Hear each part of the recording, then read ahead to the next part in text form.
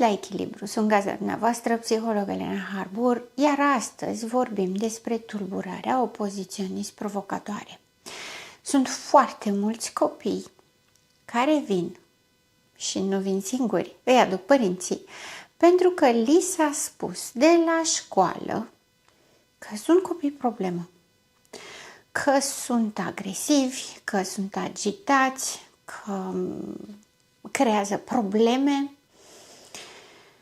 Aduc vorba despre acest subiect în mod special pentru că se întâmplă din ce în ce mai des și în partea de evaluare copiii nu sunt agresivi, nu sunt problemă, nu au caracteristicile clinice de diagnosticare care să confirme, fără nicio urmă de dubiu, că acel copil reprezintă o problemă pentru comunitate. Spun aceste lucruri pentru că este foarte important să diferențiem între teoria de a avea un copil model care, sincer, nu există și a avea copii normali, poate cu niște probleme de educație sau poate cu niște tendințe accentuate către opoziționism. Copiii model nu există și susțin această afirmație pentru că niciun copil la vârstele de școală primară, școală generală, nu este capabil să aibă discernământul de bine și rău și automotivația și autoresponsabilitatea ca ale unui adult. Ca atare există copii cu minți care sunt cu minți pentru că temperamentul lor este inhibat, sunt cu minți pentru că vor să își mulțumească părinții sau sunt cu minți pentru că le e frică de părinți, de ceilalți copii, de școală, de autoritate, de ceva. Nu pot să numesc un copil care renunță la impulsurile sale de curiozitate și de explorare a vieții și a mediului înconjurător ca fiind un copil model. Bun, este un copil care nu creează probleme părinților, de acord. Și da, ne dorim să fie cât mai mulți copii care nu creează probleme părinților, pentru că nici părinții la rândul lor nu au foarte multe metode de a gestiona o astfel de situație. Pe de altă parte, sunt și ceilalți copii care se manifestă liber, sunt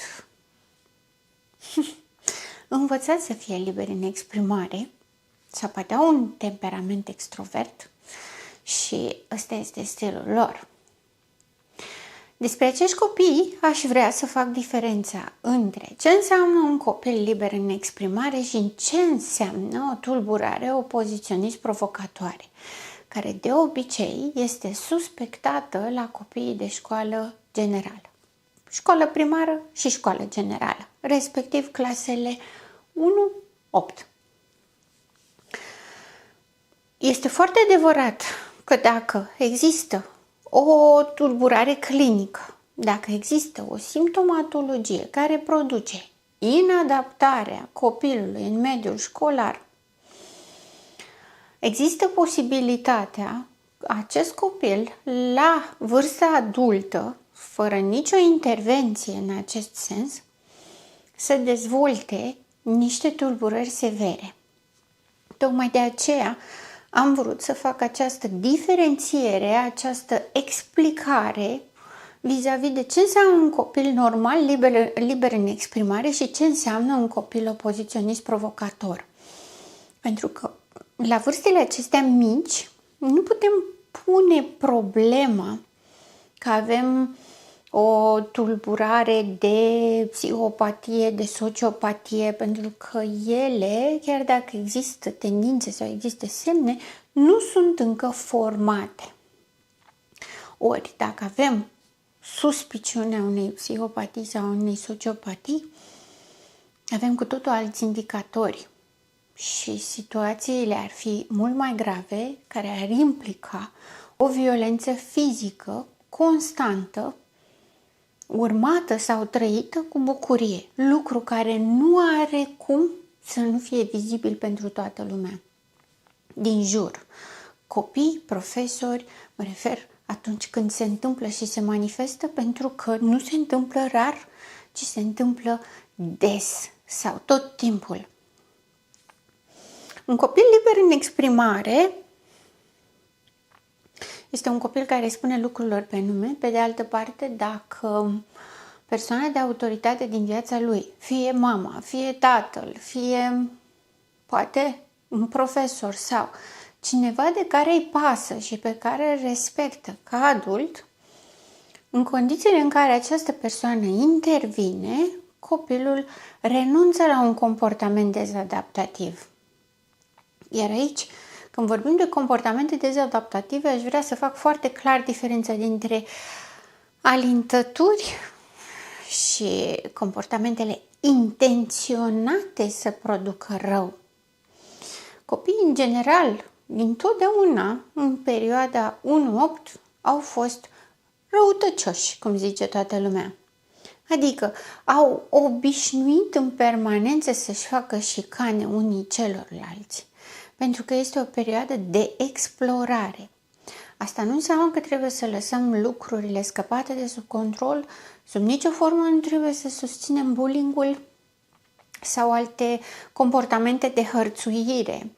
Pe de altă parte, șicanele, tachinările au existat și vor exista întotdeauna. Pentru că este perioada în care copiii își explorează limitele, își explorează cât de mult au voie să provoace părinții, profesorii, comunitatea, societatea. Este o perioadă normală în dezvoltare. Ca atare, să diferențiem dintre un copil normal în dezvoltare, care uneori este răutăcios cu ceilalți, alteori se alintă, alteori este furios și vrea să se răzbune pe cineva, spre deosebire de un copil problemă, un copil opoziționist provocator. Opoziționist provocator, ca să fie, trebuie să respecte niște criterii de diagnosticare care sunt 8 la număr, chiar 9. Nu sunt puține. E adevărat, trebuie să bifeze 4 din toate 8, 9. Pe de altă parte, dacă bifează 4, înseamnă că și celelalte 4, 5 sunt clar asigurate. Se întâmplă. Oricum. Avem în primul rând acei copii care sunt tot timpul nemulțumiți, iritați, furioși, răzbunători, revendicativi. Repet, tot timpul. Tot timpul înseamnă cu toată lumea. Sunt copiii care lovesc alți colegi, lovesc profesorii, își lovesc părinții, își lovesc frații, bunicii, pe toată lumea. Iar lucrul acesta durează de cel puțin 6 luni de zile. 6 luni de zile în care acest copil lovește pe toată lumea, este tot timpul furios, tot timpul revendicativ, tot timpul cere răzbunare, tot timpul bate, lovește, nu ascultă pe nimeni, nu respectă nicio regulă, nu numai că nu respectă nicio regulă, ci mai mult decât atât, face lucruri special să-i enerveze pe ceilalți, să-i scoată din sărite. Iar atunci când reușește să enerveze pe ceilalți, zâmbește, se vede că îi place, înflorește, cum se spune în limbajul popular, devine fericit. Îl face fericit doar când ceilalți sunt cuprinși de deznădejde, de disperare, de frustrare, nu mai știu ce să facă, își pierd controlul și se dezechilibrează. Atunci este el mulțumit. Este mulțumit atunci când vorbește urât unui coleg despre alt coleg și celuilalt coleg despre primul coleg, iar aceștia doi se ceartă sau se bat, el este fericit. Vorbim despre acei copii care în mod special le spui că nu au voie să facă ceva și exact acel lucru îl fac. Și îl fac cu satisfacție și îl fac pe față. Nu vorbim despre copilul tipic care îi spui să nu chiulegi de la oră și ghici ce? Au făcut gașcă și au fugit de la oră ca să nu dea testul. Dar au fugit, n-au făcut-o special. Un copil opoziționist provocator se pune în fața profesorului și spune: nu-ți intru la oră, ce o să-mi faci? Are intenționalitatea de a provoca furie, de a provoca destabilizare. Vrea să facă rău, vrea să enerveze pe ceilalți, vrea să producă certuri, conflicte, discuții, disensiuni, să se bată oamenii. Nu-i pasă dacă cineva îl crede sau nu îl crede, nu-i pasă dacă cineva îl acuză sau nu, nu-l interesează dacă cineva îl ceartă. Nu-i place, nu e confortabil, dar nu constituie o problemă. Știe că va fi certat și nu este nicio problemă în acest sens, va face din nou același lucru. După toată descrierea pe care am făcut-o mai devreme, sunt absolut convinsă că vă sună cunoscut pe undeva.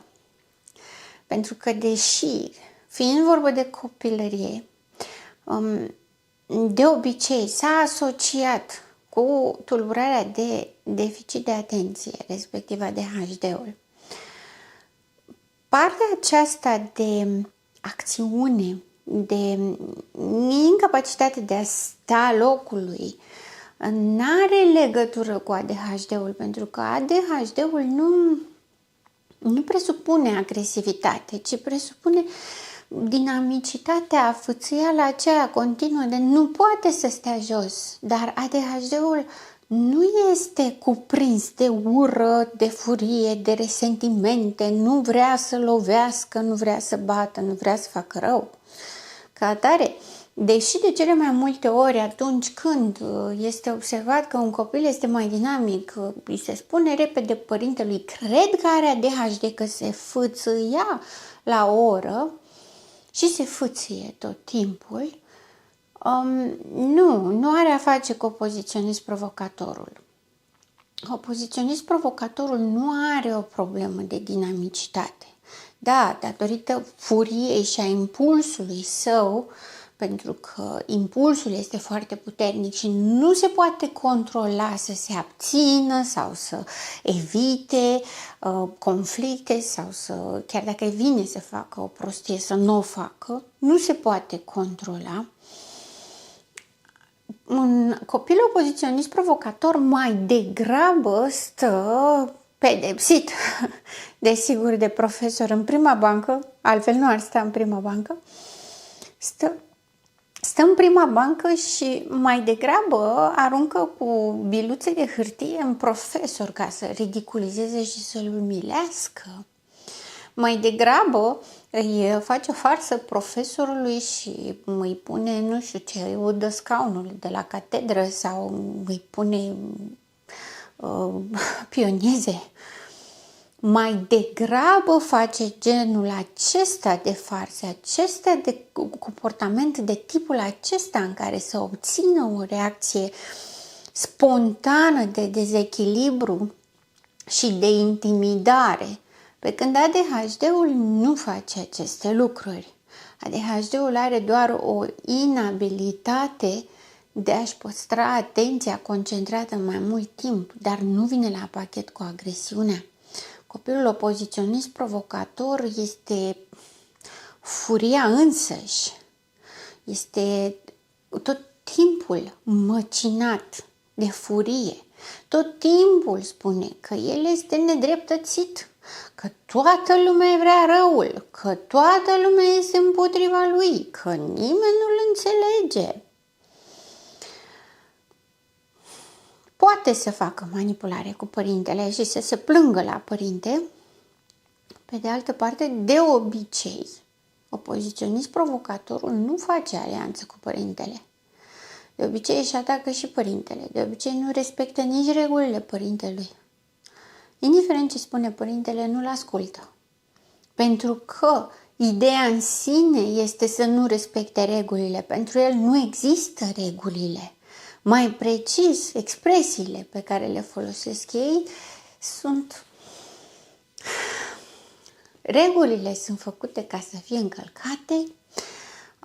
Noi doi împotriva tuturor și, în mod special, scopul scuză mijloacele. Adică tot ce vrea el este permis. Singura problemă este că ceilalți se opun. Dar nici asta nu este o problemă, pentru că el, dacă vrea, obține asta. Ceea ce v-am explicat acum mai devreme n-are nicio legătură cu copilul care suferă de ADHD și care își dorește să facă temele, doar că nu reușește să o termine, pentru că nu reușește să rămână concentrat. Copilul cu ADHD nu își dorește să facă rău celorlalți, își dorește să se joace cu ei, își dorește să fie acceptat de ei, să aibă răbdare cu el, să-l înțeleagă. Copilul opoziționist provocator nu face lucrurile astea, ci dimpotrivă îi împunge pe toți ceilalți. Da, teoretic vrea să facă parte din grupuri, insistă să fie primit în grupuri.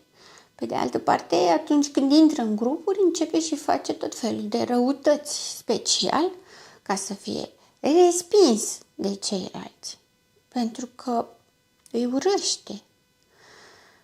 Îi urăște pentru că sunt. Îi urăște pentru că au altfel de părinți, pentru că au, nu știu, mai mulți bani sau mai puțini bani. Îi urăște pentru că au haine de un anumit fel. Îi urăște pentru că sunt cumvinți, că sunt buni la școală. Pentru orice. Dar nimic semnificativ. Opoziționist provocatorul nu are o cauză. Nu este un copil care a fost tachinat și săcăit de un alt copil și acum vrea să își ia revanșa. Nici pe departe. Opoziționist provocator este o tulburare care se manifestă în copilărie și rămâne pentru toată viața dacă nu se intervine. Se intervine cu psihiatru, psiholog, terapie de familie. Pentru că uneori acești copii opoziționist provocatori au ca și cauză o tulburare clinică care poate să fie psihopatia sau sociopatia sau alte tulburări.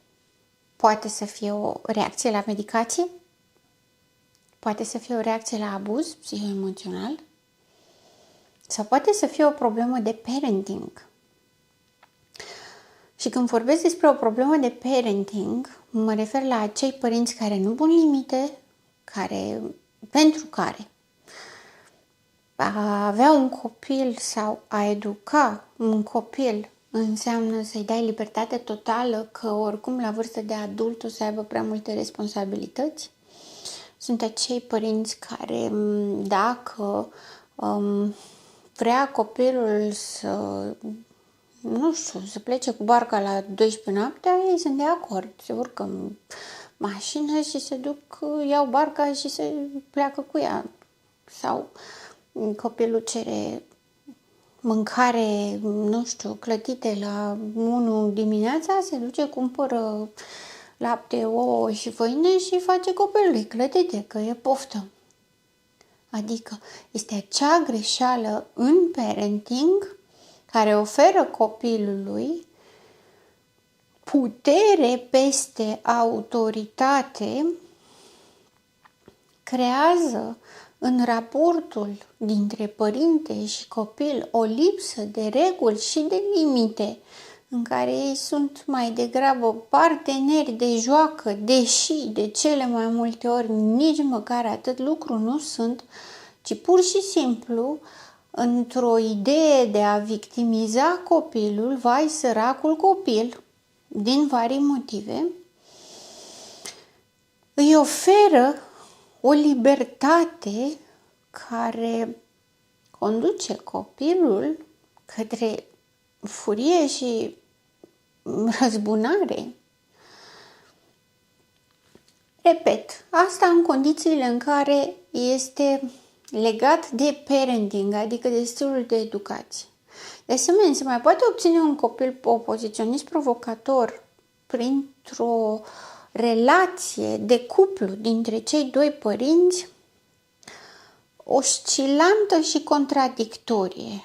Ba, părinții se ceartă foarte tare și copilul, speriat fiind, întreabă ce se întâmplă și este dat pe ușă afară, că nu-l interesează pe el, că el este prea mic să priceapă.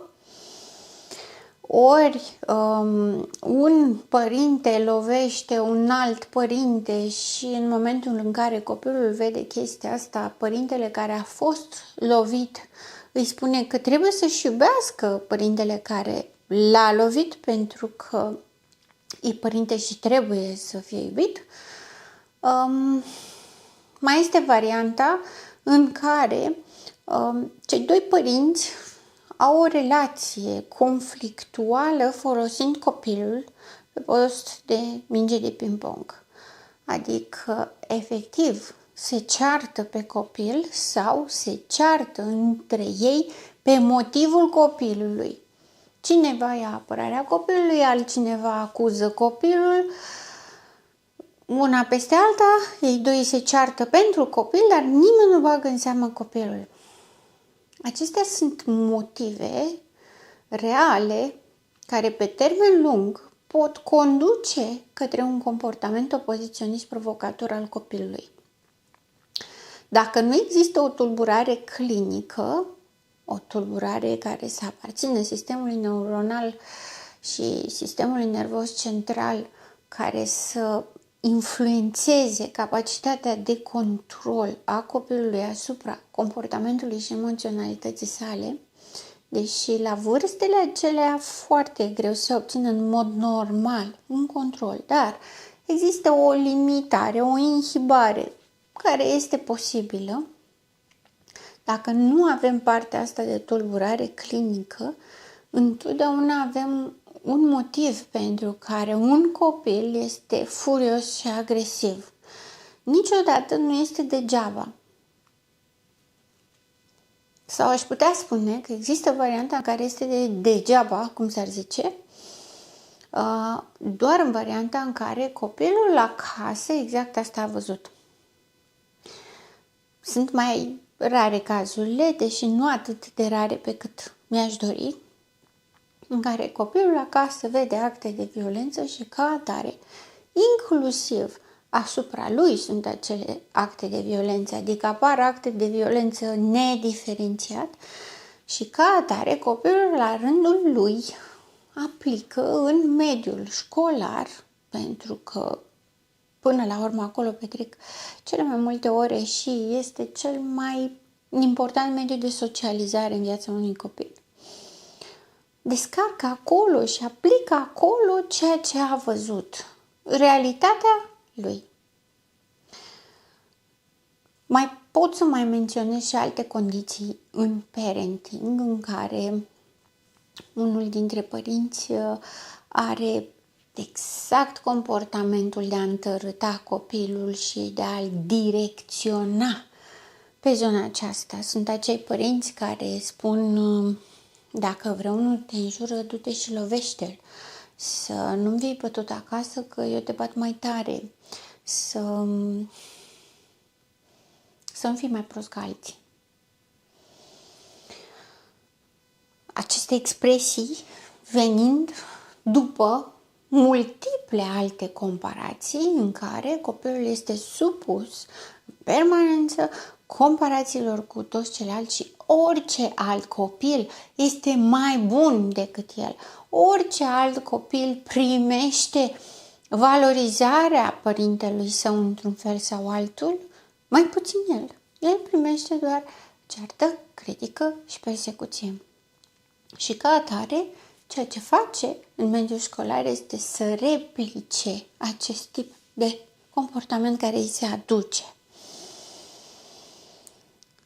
Am făcut această diferențiere pentru că este extrem de important să știm că, mai ales în zonă de copii, este foarte adevărat, nu putem exclude patologia. Există și copii care au o tulburare clinică. De asemenea, vreau să diferențiem, cum am făcut mai devreme asocierea cu ADHD-ul, vreau să diferențiem între opoziționism provocator și autism. Pentru că am auzit de multe ori, copilul meu are autism cu note de ADHD și note de opoziționism provocator. Mi-aș dori să fie foarte clar pentru toată lumea. Tulburarea de spectru autist presupune în sine, în criteriile de diagnosticare și agitația specifică a ADHD-ului și deficitul de atenție specifică a ADHD-ului și agresivitate și lipsa de control a opoziționism provocatorului și încălcarea regulilor specifice opoziționism provocatorului. Dar toate aceste criterii sunt împreună cu incapacitatea de conectare emoțională la mediul exterior și incapacitatea de triere și filtrare corectă a informațiilor care vin din mediu. Adică, dacă avem un diagnostic de autism, avem și opoziționism, avem și agitație, pentru că așa se manifestă autismul. Nu sunt note de ADHD și nu sunt note de opoziționism provocator, ci sunt comportamente caracteristice autismului. E adevărat, sunt și copii cu autism care nu sunt activi, dar asta nu înseamnă că dacă avem un copil activ diagnosticat cu autism, nu ne așteptăm să fie opoziționist provocator. Nu, ne așteptăm, pentru că exact asta este tulburarea. Tocmai de aceea vreau să diferențiem foarte clar că opoziționist provocatorul este diagnosticat sau avut în vedere pentru diagnosticare în condițiile în care nu există o altă tulburare de nivel clinic.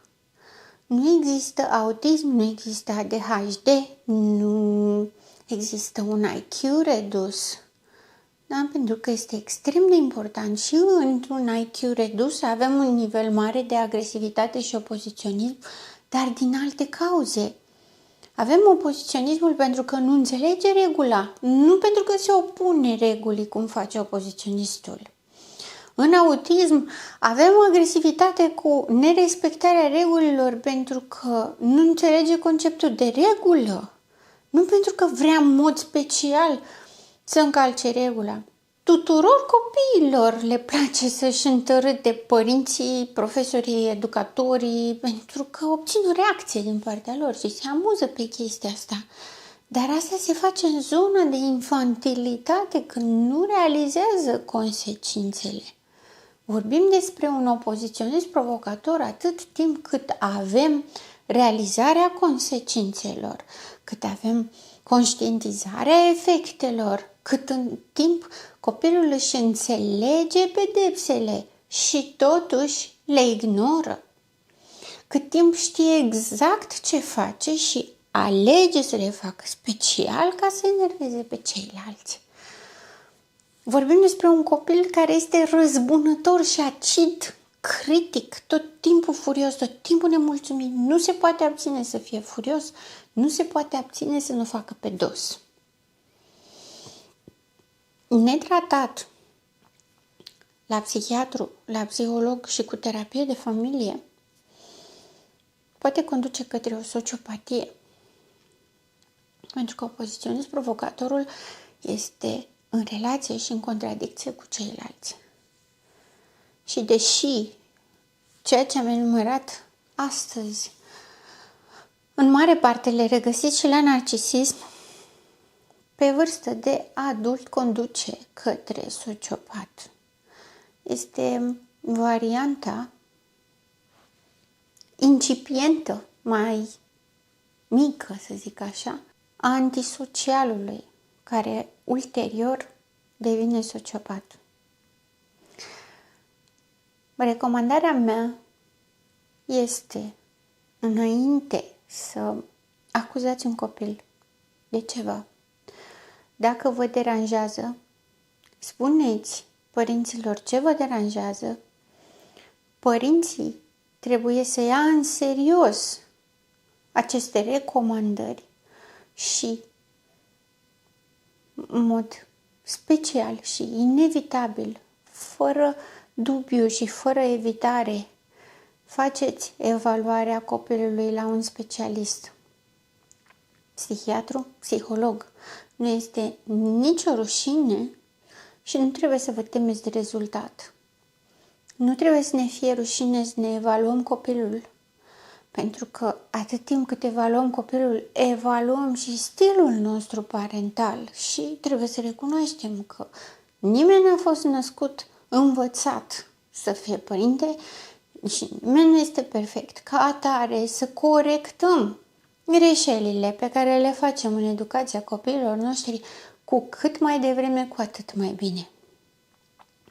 Mai mult decât atât, nu este un stigmat să evaluăm copilul la psihiatru și la psiholog, ci dimpotrivă este o certitudine dacă avem de-a face cu alți copii răutăcioși care se plâng că au fost învățați să se plângă sau avem de-a face cu o problemă reală, pentru că atâta timp cât nu diagnosticăm la timp o problemă reală la un copil, ea doar se agravează cu timpul.